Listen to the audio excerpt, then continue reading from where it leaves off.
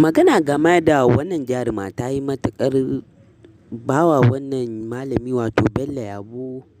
mamaki, inda ya fito cikin fushi yake ta faɗan maganganu da dama, kuma ya ce hakan shi ne ya dace da matakin da aka ɗauka a kan wannan jaruma. To shi dai wannan mutumi Bello Yabo dama malami ne wanda baya tsoron kowa, yake fitowa ya faɗi ra'ayinsa da kuma abin da ya dace kuma ya zo a addini. To nan ma dai ya fito ya tofa albarkacin bakinsa a kan wannan jaruma da aka ƙone, duba da yadda ta yi wa ɓatanci ga Manzon Allah Sallallahu Alaihi Wasallam. Wanda wannan shi ne abi mafi muni ga duk wani mutum da ya aikata, kuma musulmai ba za su barka a raye ba matuƙar za ka ci gaba da shan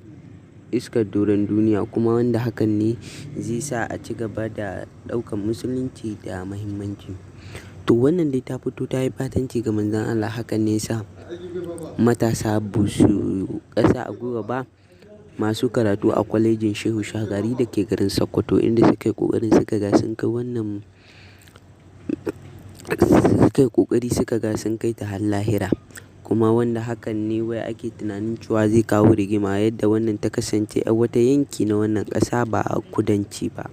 To amma wannan dai ba zai zamo wani abu ba, duba da yadda ta zo ta ci zarafin wannan mutumin da ya fi kowane mutumi wanda ba a taɓa halitta kamar sa ba, wato Manzon Allah Sallallahu Alaihi Wasallam, wanda ya zama jagaba a cikin addinin musulunci, wanda ya zo da risala cif kuma ya cika shi ayyukan da duk wasu annabawa suka yi. Ta zo ta yi ɓatanci a kansa, hakan ne sa musulmai su kuma ba su yi ƙasa a gwiwa ba, don ganin cewa sun kare haƙƙin Manzon Allah Sallallahu Alaihi Wasallam, kuma hakan shi ne ya dace.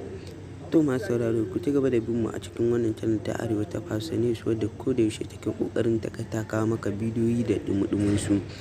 kuma masu tushe da asali gami da sabbin bidiyoyi da ma wasu da dama. Kai dai kawai ka danna subscribe a kan wannan channel in baka ba, kana ka danna alamar ƙararrawa don ci gaba da kasancewa tare da mu a cikin wannan channel ta Arewa ta Hausa News. Mun gode da yadda kuke ƙoƙarin kasancewa da mu masu sauraro. Mu haɗu da ku a wani bidiyon namu na gaba, da yadda Allah mai kowa mai komai.